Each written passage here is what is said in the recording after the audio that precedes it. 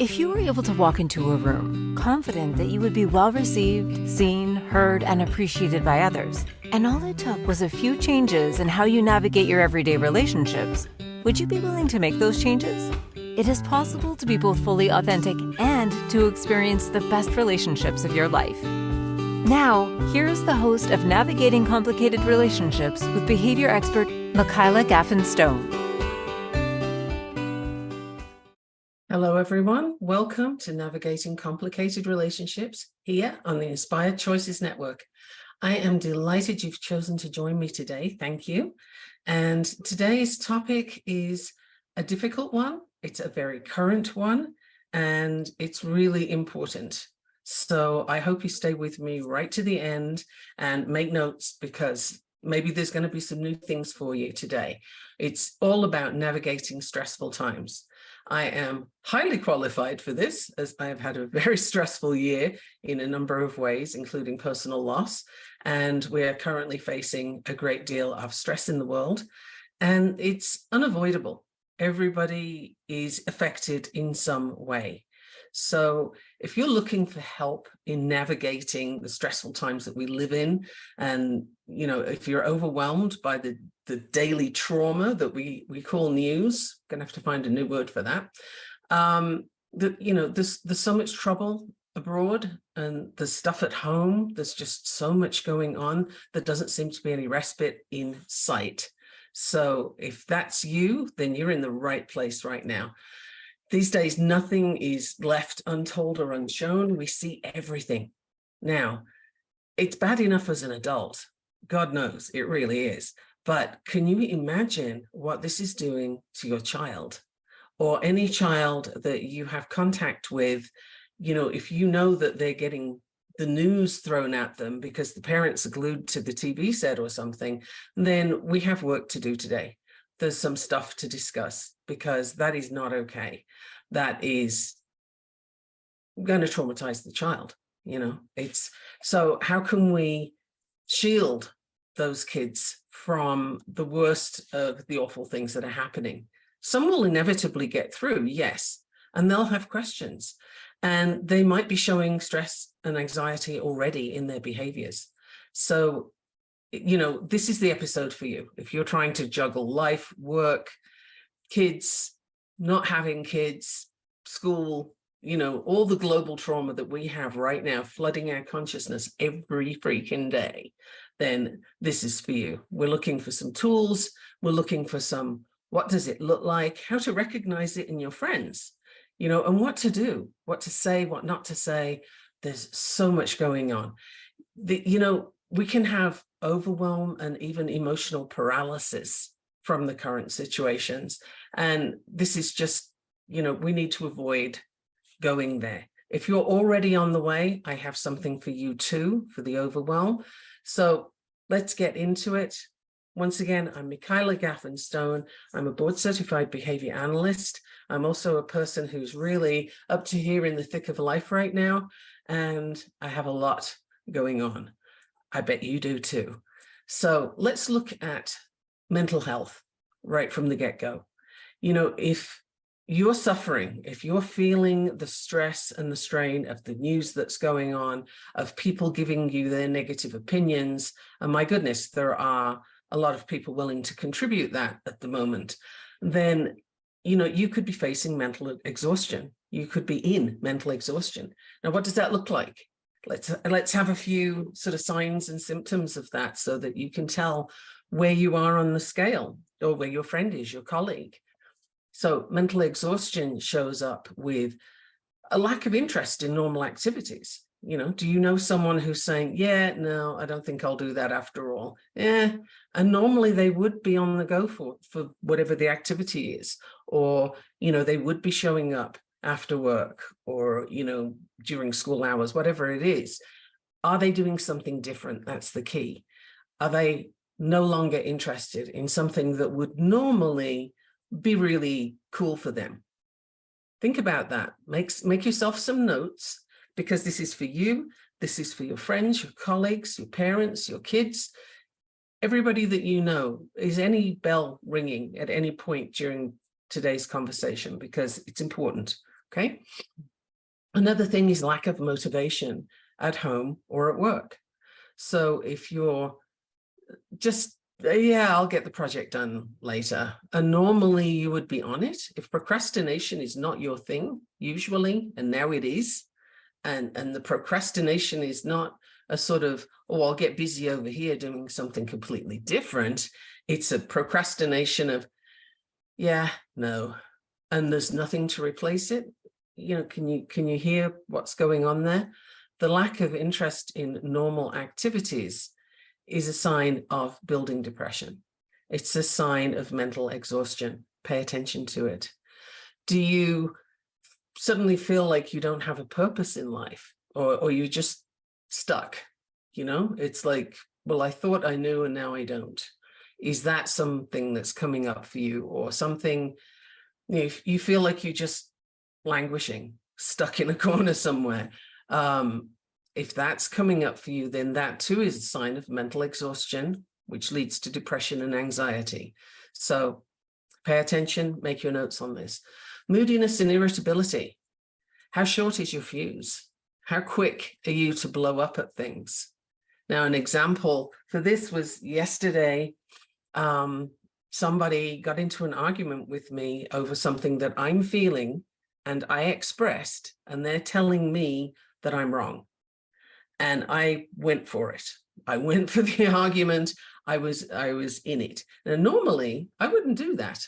I would just, you know, shake my head and mute them or something and go away, because they clearly don't understand what I'm feeling. But this one really got to me, and I went there. Now, that to me is a sign that all is not well, because normally I would not. So if something like that is happening for you, if you're finding that you're easily triggered, or that you're oversensitive to something that usually wouldn't bother you that much, then these are signs that the stress is creeping up on you and giving you some trouble. You know, it's building toward a depression. Cynicism, doubt, pessimism.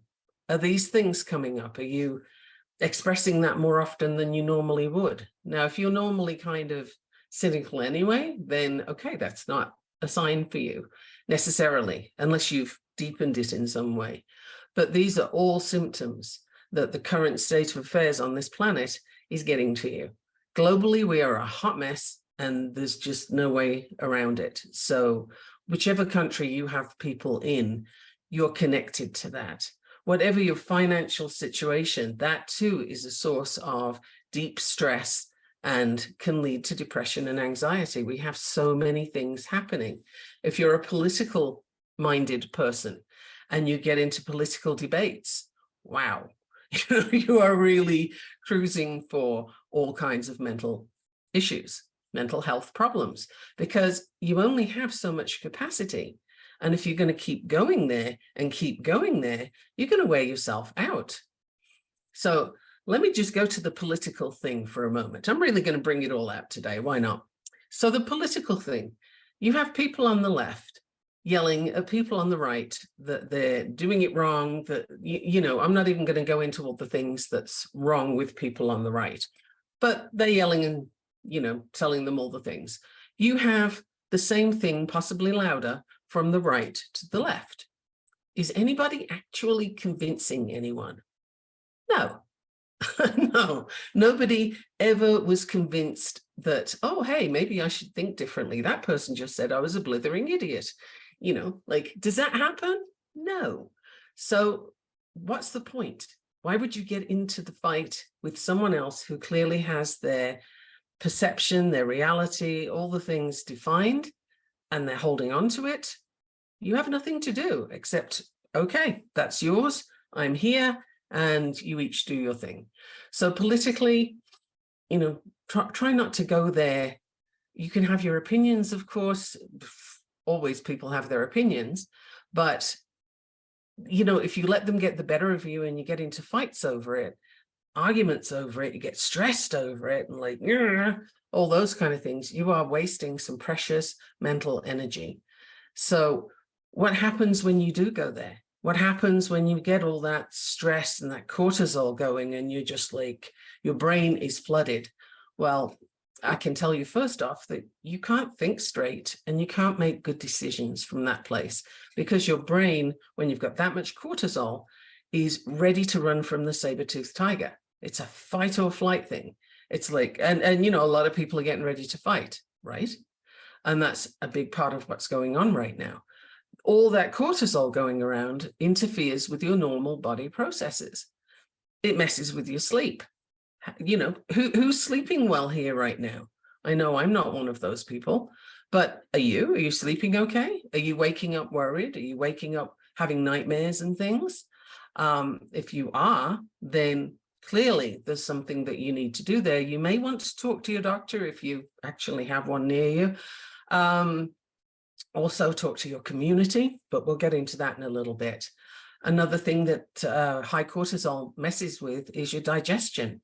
So if you're starting to find that you get indigestion, or suddenly foods that you liked before and could tolerate quite happily, now you can't, if stuff's happening with your digestion, or you even notice that you're putting on weight, seriously, stress does that.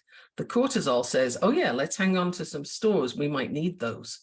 So it messes with your digestion. And crucially, particularly at this time of year, it messes with your immune system. So we already have COVID going on all over the place. We have flu season coming. There's whatever else, you know, all the respiratory viruses. And if you have a child in school, or if you're a teacher, then come on, you know, there's like a dozen different things going around in school, and you'll get all of them because your little darling will bring them home. That's how schools work. So if your immune system is compromised by all the cholesterol you've got, then you're in for a rough winter, right? So it's really important to learn. I'm going to say a thing I've said many times before: boundaries. This is a different set of boundaries, but you need to set boundaries around your space and what you can, cannot, will not tolerate. What are you here for? How much can you handle? And the key to these boundaries is you need to set them without feeling guilty. We all need to protect our mental health right now. We need to, it's fragile. There's so much of an assault going on globally, nationally, locally, like wherever you are, there is stuff happening, right? Financially, jobs, not jobs. And if you're a coach, okay, if you're a coach, you already know all of these things because you're already in there, right? This is not an easy time to be a coach. We all sort of smile and you know, do the smile and wave on the TV and the computer and so on, but is it really that cool and easy? You know it isn't. So boundaries are there to keep the gatekeepers out, the people who tell you that what you're feeling is wrong, or what about these other people or this other situation. The thing is, there are a lot of false equivalencies out there, and other people having issues does not negate or lessen or in any way mitigate your issues, your problems, and the stuff that you're dealing with. And when somebody says that to you, it feels like you're not being seen, you're not being heard, and you might feel targeted, and you might be right. So all of these things are really important. We need to talk about boundaries, how to set them so that you don't let people into your space, people that are not able to hold space for you. They're not willing to just let you have your experience and be there as a support. That's basically what we need at the moment. So I hope you've been making some notes. I'm going to give you lots more information after a break that's coming up. We're going to look at some strategies to minimize the input of the stress that's around us on us as adults, and crucially on our children. It is absolutely crucial that we don't flatten them with all the stuff that's going on right now. So come back to Navigating Complicated Relationships in just a minute. In fact, don't go anywhere. Just, you know, grab your coffee, make some notes, hang in there. We'll be back in a minute. Thank you. What if your relationships could be a source of delight instead of a source of struggle? In a world where human interactions are anything but straightforward, tuning in to Navigating Complicated Relationships with behavior expert Michaela Gaffen will offer you insights, tools, and a whole new level of understanding for you to use right now. Listen for Navigating Complicated Relationships with Michaela Gaffen Wednesdays at 12 p.m. Eastern, 11 a.m. Central, 10 a.m. Mountain, 9 a.m. Pacific on InspiredChoicesNetwork.com.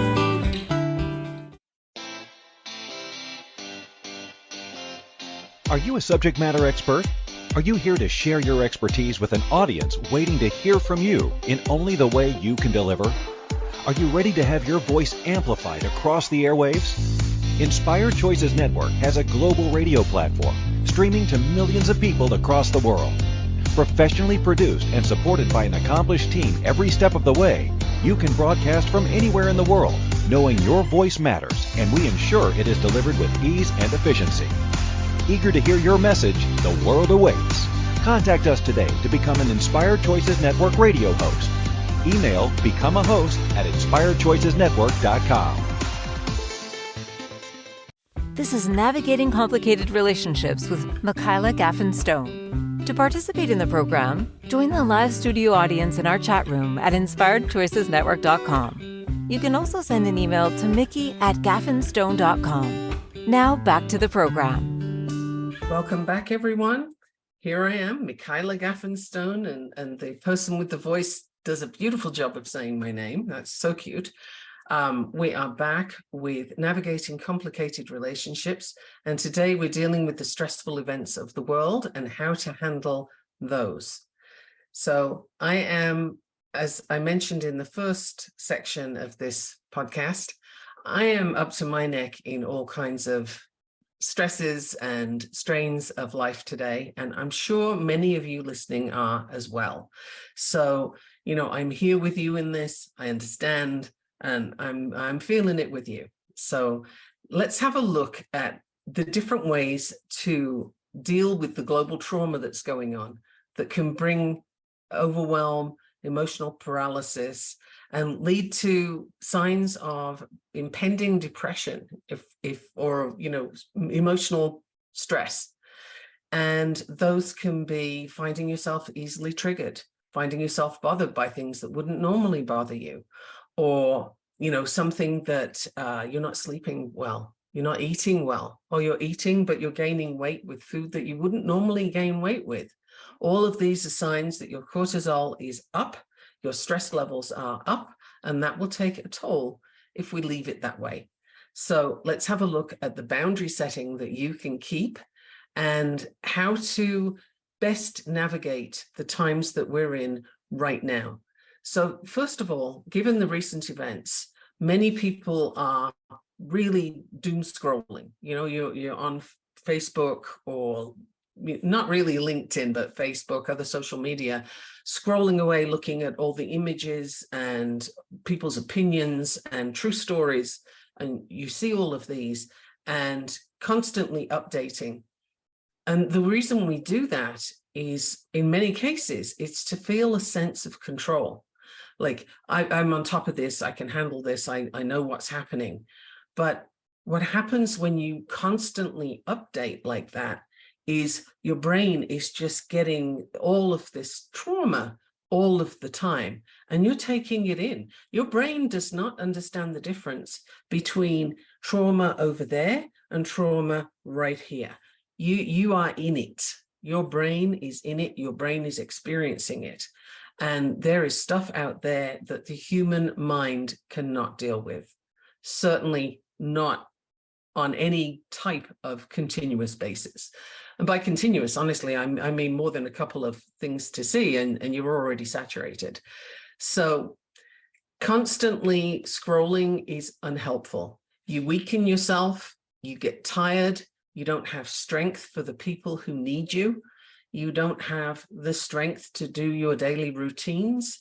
And if you have kids particularly, that's going to cause a lot of knock-on effect, because kids, they might not be, like staring at you all the time, but they are constantly watching and they're constantly learning from you. They are getting the feedback of, is my environment safe? Am I safe? what's happening? How does my parent cope with this? I'll cope with it the same way.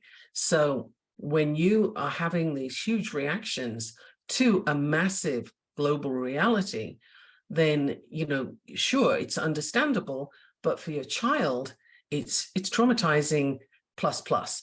It's extra trouble for them because they really, we can't comprehend as adults what's going on right now. Imagine what that does to your child. And they are stressed to a point that you're probably starting to see behavior problems. And if you're not, the school will be. Why? Because they have to do something with the information. It has to go somewhere. So if you can check the news maybe 2 times a day, 3 times a day, something like that, particularly if you happen to have people who are in harm's way, potentially, then yes, you need to check. Of course, you need to keep up with what's going on to some degree, but maximum 3 times a day and very briefly. Other than that, put the materials away, whether it's your phone or on the computer. And if you're watching it on television, actually any of these formats that you're looking at it on, please make sure your child isn't there. Don't have your child watching the news or hearing it. If they're hearing it from another room, it's just as traumatizing. So please be very mindful of this. It's not okay to let your kids see this. This is not the world they need to know about. How safe do you think they feel? How confident are they to go about their day? And what are they making it mean? For young children, it's about them and how they are safe in the world or not. So if you're letting them witness some of the stuff that's going on, or a lot of it, I have actually heard of someone who allows their 5-year-old to watch the news with them. I cannot stress enough how damaging that is. That's not an opinion, that is a fact that's been borne out by scientific investigation. So, kids cannot watch the news. Please don't do that to them. Don't let them hear it. Now, another thing that happens is, particularly for people who have those in harm's way, as I mentioned earlier, you may feel that if you're not watching the news 24/7, that you start to feel guilty because you're not there and there's nothing else you can do. So you should at least be feeling it with them, right? That is something that we can do, that we feel we can do. You feel like you're privileged because you're not there in the face of all the stuff that's going on. But again, if you're doing this 24/7 thing, you are weakening yourself. And yes, you're experiencing it with them, but is that really helpful? It surely isn't.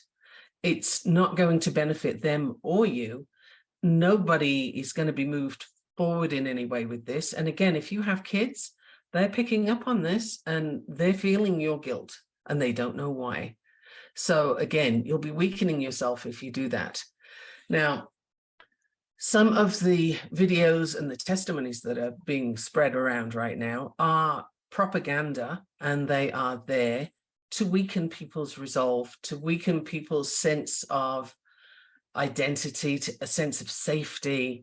It's a propaganda war. Now, this is not new. This has always been the way people wage war. Even in the Second World War, we had lots of propaganda. There was, this side's winning over here and this side's doing that. This is how governments and terrorists operate, is let's use the propaganda as part of our war strategy. So again, this is something, don't expose your mind to all of this. It's too much. Don't expose your kids to this. It's like a junk food diet for your brain. It's not going to do anything healthy for you at all. It's just going to fill you up with cortisol, and you cannot do anything with that information other than stress over it. So I recommend that you really pay attention to what kind of dosage of this news you're having and in what circumstances, who's around you, who's listening. Be very careful that it's not your kids. Now, at times like this, it can be easy to step out of your regular routine. Again, particularly if you have family or friends involved, because you're so focused on what's happening there for them that it becomes so difficult to just do the mundane. Like, why would I do my normal routine? There's all this stuff happening. But it's actually helpful for you to have a regular daily routine. It's something that the brain can latch onto as being normal, right? Okay, we're good. We're still on the planet. My feet are still here. I can still do these daily activities. I need to do these things. Now, a key thing to remember with this is that it's difficult to function fully when you're so stressed. So give yourself some grace. Don't get angry with yourself. Don't be frustrated with yourself if you can help it, because it's just part of the deal right now. But going into that daily routine will help your body to work through some of that cortisol, and it'll give your brain a bit of a break from all the stuff that it's receiving from the world right now. Taking breaks to do distracting things like play with your kids, listen to music, do some physical activity. If you can manage to put music on and dance, that would be just great. Your brain and your body would love it. And while we're at it, it's good for your digestive system. So this is something that you can do to keep yourself healthy and functional. And here's a thought. If you're in a place where you have a community that you're involved with, or a community that you can be involved with, focusing on helping other people is a great way of getting out of your own head and your own stress and doing something useful for somebody else, which in turn gives you some feel-good hormones. So it's kind of selfish in a way to do something to help other people, but it's selfish in a good way, right? Nobody is harmed by this. Everybody is helped by this. So whatever narrative you have around that, I invite you to look at it again and see how you can meet with your community. What can you do? What do they need? There will be older people who are currently desperate for someone to talk to, someone to listen to. They're afraid. Maybe they've been through this before. Maybe they're Holocaust survivors and they have a lot to say. They've experienced a lot and now it's here again. So this is something that if you can give them your time, maybe do some cooking with them. That's a great activity to do. You know, what does your community need and what can you give them? If time is what you can give them, that is a precious commodity, and it's far better to give it to your community than to give it to the news, is it not? And it's far more positive. So do that if that's available to you. And if it isn't, maybe there's an online community that you can do. Now, another thing is creating post-trauma. Now, that can be a video or a photo that lasts. It stays with you. You can't get the image out of your head. If this is going on for you, it's something that you need to talk about. Get that experience out there, say it again and again, share it as much as you can, what you've seen, what you've experienced. Even the repetition of this can help you to pass it out, put it somewhere, deal with it, separate it, do something with it. So if you're having this kind of post-trauma where something you've seen is continuing, then talk it out with people who, even if they can't understand the exact experience, are at least sympathetic to the fact that you are. Be very careful with your boundaries and not to let people in who are going to criticize you, because that's not what you need right now. And yet people will do it. It's remarkable. So we'll look at some more strategies after this next break. I can't believe we're here already. My name is Michaela Gaffen Stone, and we are talking about navigating stressful times. It's crucial for you, for your friends, your colleagues, your kids, everybody around you, to navigate what's going on right now as healthily as possible. So don't go away. I will see you in just a minute. What if your relationships could be a source of delight instead of a source of struggle? In a world where human interactions are anything but straightforward, tuning in to Navigating Complicated Relationships with behavior expert Michaela Gaffen Stone will offer you insights, tools, and a whole new level of understanding for you to use right now. Listen for Navigating Complicated Relationships with Michaela Gaffen Stone, Wednesdays at 12 p.m. Eastern, 11 a.m. Central, 10 a.m. Mountain, 9 a.m. Pacific on inspiredchoicesnetwork.com.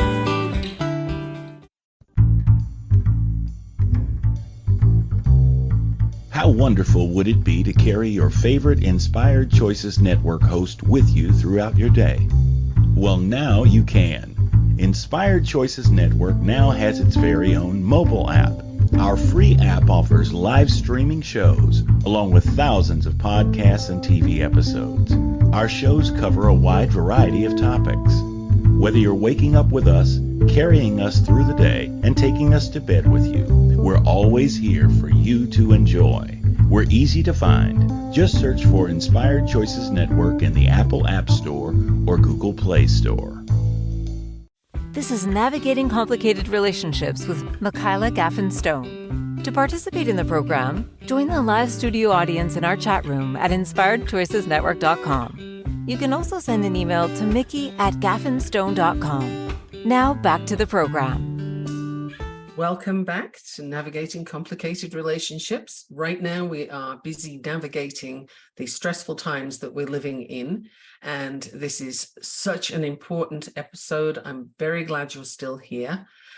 I am going to go into the workings of the stress in the body, the vasovagal nerve, and what that does with it. So the thing is, you get flooded with cortisol when you're stressed. I've explained that just before the break.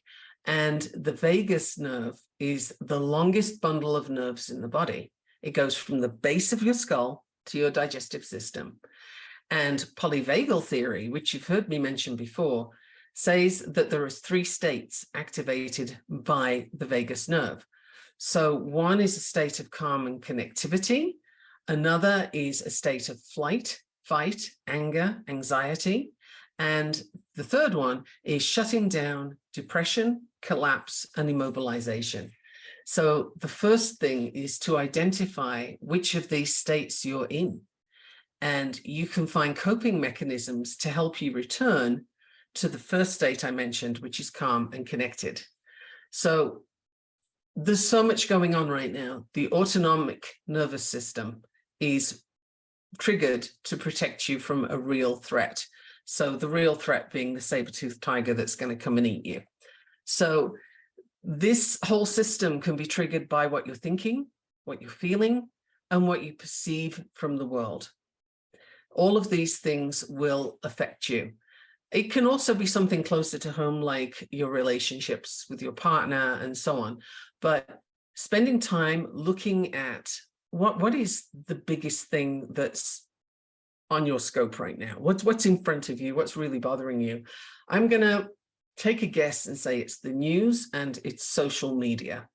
That's because this has been issues for me. I'm dramatically reducing my time on social media because it can be so toxic.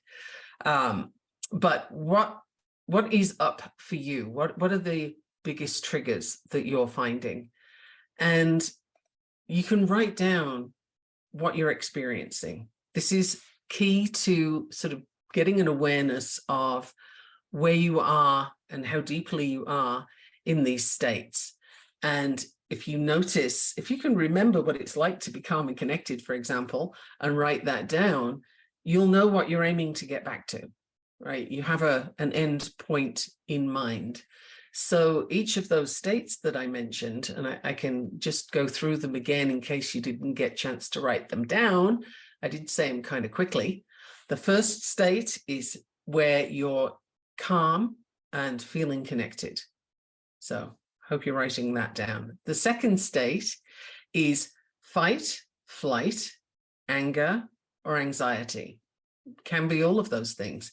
And then the third state is a state of shutting down, depression, collapse, and immobilization. These are all states that we can get to. So if you haven't got those, I will give them to you after the show. So some of the things that you can ask yourself to sort of figure out where you are in those states are, what are your thoughts right now, typically? Where are you going? Are you stuck in a loop somewhere? Write that down. What kind of sensations do you have? Are you feeling hot and flushed? Are you feeling jittery? Are you feeling the stress? Like, does your body get tight inside? Are you sleeping well? You know, what kind of things are coming up? And then this is an interesting question for you, but it does kind of work. What color do you give this state? Where are you in this state? Now, you can't resolve any issues from a dysregulated state. So if you're upset, if you're in the space of freak out, either of the second or third states, really, then it's very difficult for you to do anything positive, comprehensive from there. So you need to get some regulation going. And one of the things that you can do for that, funnily enough, just to start, is dance. Like, put some music on and just move your body. It helps to move the cortisol around in your body. And you're not having to believe anything at this point. You don't have to change your mind. You don't have to think differently. Just move your body. Dance like nobody's looking. They probably aren't. And it doesn't matter if they are, get them to dance too. It's really moving your body will be very helpful. Going for a walk is also good, but maybe dance first and then go for a walk, because you really need to get that cortisol shifting so that it's not flooding your brain all of the time. So the walk, jumping jacks. Jumping jacks can be good if you can handle those. Run in place. If you can do weights, like what is your go-to exercise? And if you don't have a go-to exercise and you just shuddered, then I'm going to say go straight back to the dancing, right? Everybody likes to dance somehow. So just do that. It really doesn't matter. And if you can get lost in the music, even better. Put your favorite song on. And if you want to sing to it, cool, do that. Sing. If you're feeling flushed, like I'm looking a little red right now because, as I've already mentioned, I'm working through this myself, then you might want to have a cold washcloth just under your chin, or wrap something cooling around your neck just to sort of bring everything down a little bit. And if you have blood pressure problems, your blood pressure's going up with all the stress, that can help with this as well. Then are you writing all this down? Tell me you are. So the next thing I'm going to offer you is progressive muscle relaxation. This is where you're going to tense and release different parts of your body. You can start with your toes, scrunch them up really, really tightly, hold for 5 seconds, and then very consciously, very intentionally release. And then you can move up, tense the muscles in your calves, on your butt, on your shoulders, biceps, fist, face, like just work through it and keep tensing, holding for 5 seconds and releasing. Again, it's a way to signal to the body, okay, I got you, we're all right. You might want to do some co-regulation with your partner. If you're able to do this, I really recommend it. And that is hug each other nice and close until you both feel relaxed, until you're both breathing in a better way and you're calm. You're ready to face the next hour or whatever you're going to do. After you've been hugging, or even while you're hugging, depends on you, place your foreheads together and focus on each other's eyes.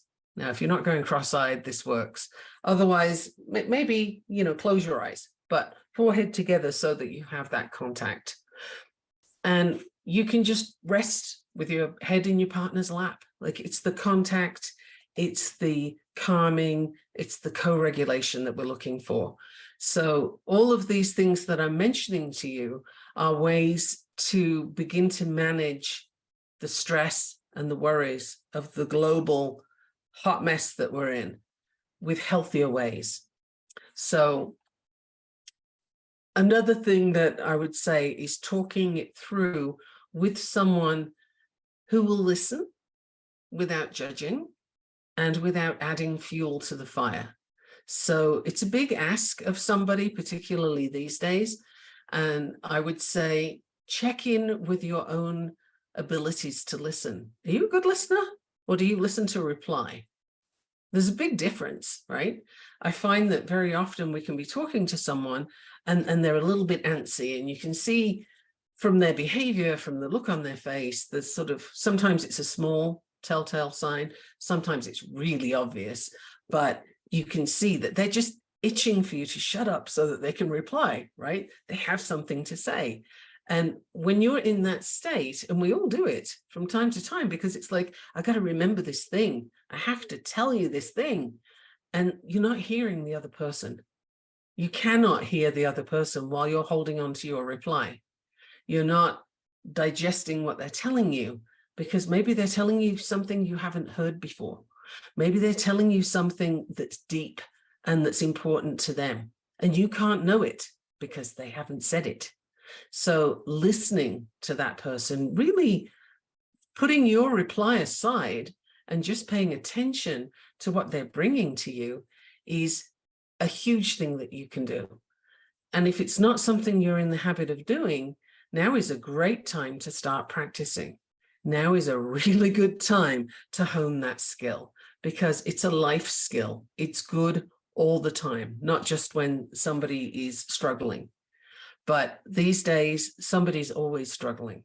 There are so many things going on since the pandemic hit, maybe even before that, that it's just, it seems to be building all the time.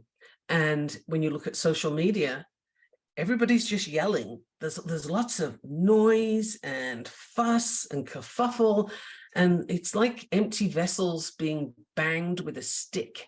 It's a lot of noise and not a lot of helpful content. And the end result of that is it's stressful. If you're a coach, for example, I don't usually talk to other coaches on this podcast, but I'm going to do it right now. If you're a coach, how many people are telling you, you have to do it this way, you should be doing that, you've got to do this every day?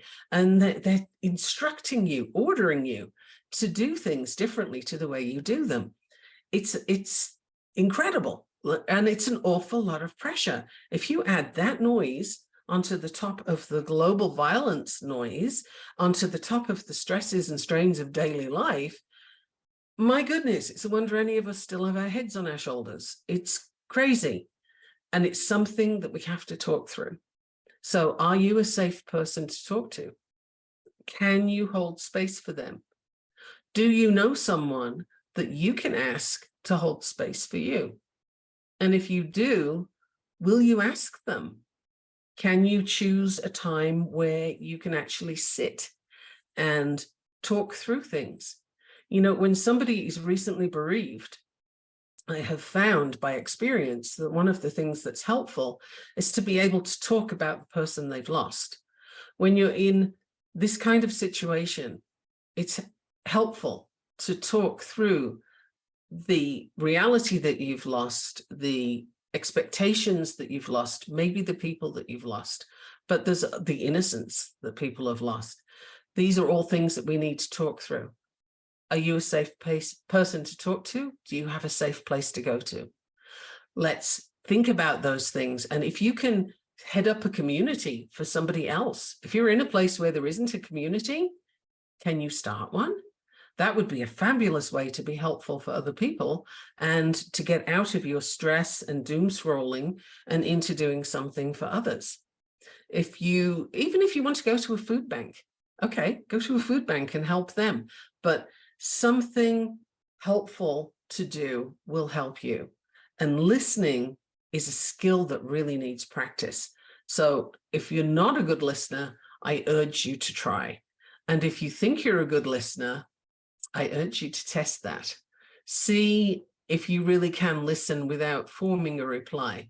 And here's a key. Can you listen without saying, no, it's not that bad? Or, well, what about these other people? Because those things are toxic. Please don't do it. We have a break coming up. I've given you a lot of things to write about today, so I hope you're keeping up and not getting writer's cramp or sore fingers. And please don't go anywhere. Come back. I am Michaela Gaffen Stone, and I am here to help you navigate stressful times. What if your relationships could be a source of delight instead of a source of struggle? In a world where human interactions are anything but straightforward, tuning in to Navigating Complicated Relationships with behavior expert Michaela Gaffen will offer you insights, tools, and a whole new level of understanding for you to use right now. Listen for Navigating Complicated Relationships with Michaela Gaffen Wednesdays at 12 p.m. Eastern, 11 a.m. Central, 10 a.m. Mountain, 9 a.m. Pacific on InspiredChoicesNetwork.com.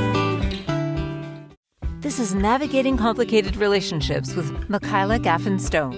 To participate in the program, join the live studio audience in our chat room at InspiredChoicesNetwork.com. You can also send an email to mickey@gaffenstone.com. Now back to the program.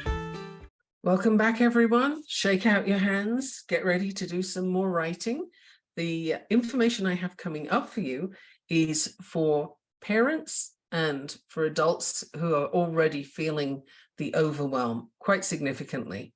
So I'll get into that in a moment.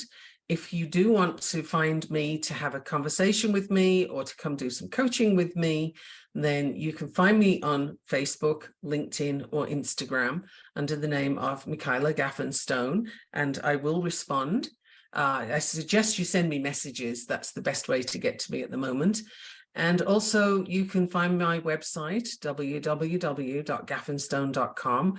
Have a look around there. There's ways to book calls with me and to have human design readings. There is a special deal on right now. It's coming to a close soon, but right now you can get 2 readings for the price of 1.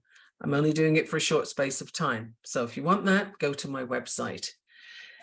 Now, as I mentioned before the break, if you are dysregulated, you can't make good decisions from there. You can't help other people as well as you can when you're okay. Your foundation has to be okay. So I have some ideas for you to work with in addition to the ones I've already given you. Visualization exercises, for example, can be helpful if you're into trying it. And for this one, we're going to visualize the worries and then visualize compartmentalizing them, putting them somewhere else, putting them down for a while so that you can pick them up again when you're able to deal with them, okay? So if you can find yourself a quiet, comfortable place to sit where you're not going to be disturbed or distracted, and set yourself a timer for 5 minutes. As you become more comfortable sitting there and just notice all the things that are going on, just breathe and take some deep breaths, feel that in your body, feel the sensations that are coming in. Do the relaxation, the tension and relaxation that I mentioned earlier of scrunching up tight for 5 seconds and then releasing. And all of this as you're breathing deeply. And then describe the feeling to yourself as if it's something that you're picturing and you're describing. So how it feels, how it sounds, what you picture, the intensity, and keep doing the deep breathing. Observe for any new things that come in and just observe that, see it, and put it to one side. You don't need to do anything with that right now. It can come and go. You don't need to act on it. It's important to just not fight anything, not resistance. It's just going to come and go like waves. The wave ebbs, the wave flows.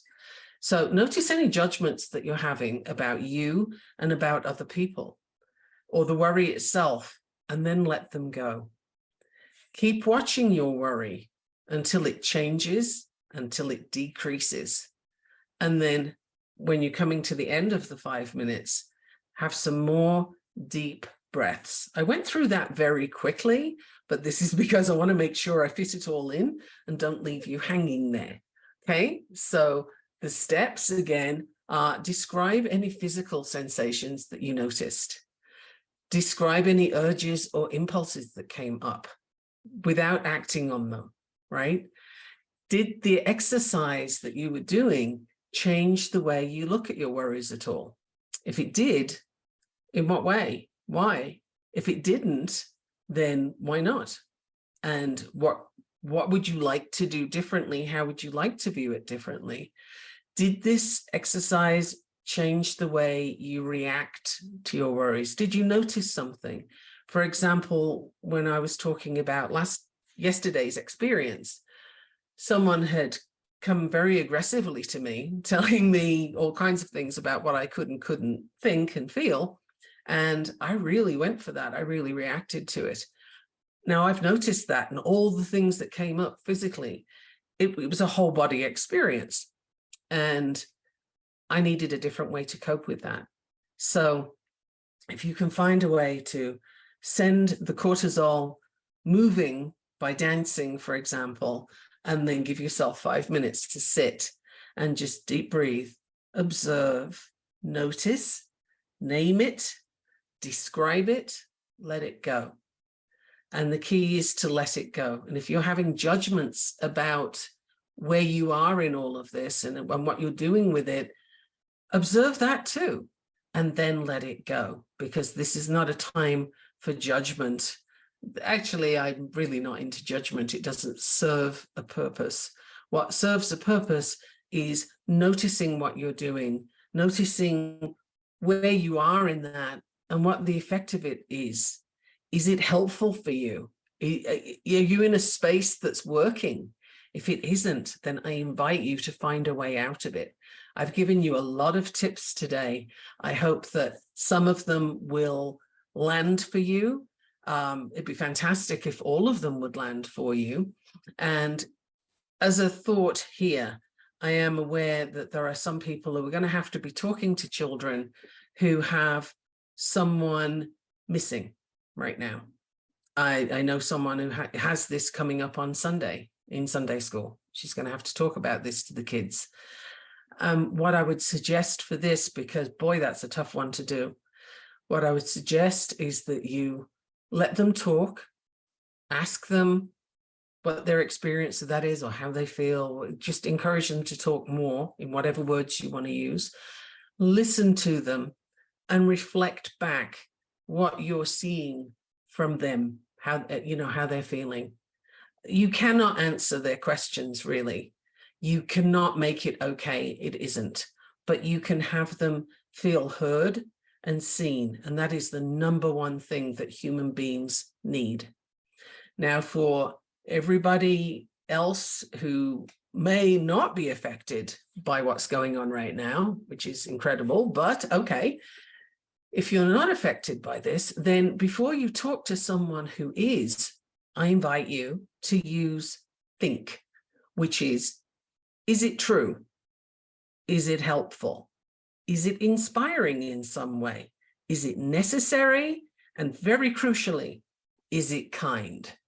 Now, if what you're about to say can pass that test, then knock yourself out. Go ahead on and say it. And I'll bet you're a good listener too. But if you fail any one of those things, please think again before you open your mouth and make somebody else's day harder. Okay? People are suffering already and they don't need the extra stuff. So again, think, is it true? Is it helpful? Is it inspiring? Is it really necessary? Really necessary to say this to this person right now? And above all, is it kind? Because if it's not kind, then even if it is true, now is not the time to say it. Wait until it's appropriate to say it, if it ever is. Sometimes, here's an astounding thing, but sometimes you can have a thought that you don't speak. Wouldn't that be amazing? If we all had thoughts that we could actually keep to ourselves, that would be really cool. Right now is a great time to do that if you don't have something useful, helpful, inspiring to contribute. So I'm going to leave you with that today and with a whole lot of information. So I invite you to listen to this podcast again and really make some notes. Let me know how this works for you. I really do care and I am interested to know. I will see you all next week. Thank you so much for listening to the Inspired Choices Network, Navigating Complicated Relationships with Michaela Gaffen Stone. Thank you for listening to the Navigating Complicated Relationships show. Michaela returns Wednesdays at 12 p.m. Eastern, 11 a.m. Central, 10 a.m. Mountain, 9 a.m. Pacific on InspiredChoicesNetwork.com. Until then, remember every relationship is a journey, and with the right tools, you can create stronger, more fulfilling connections.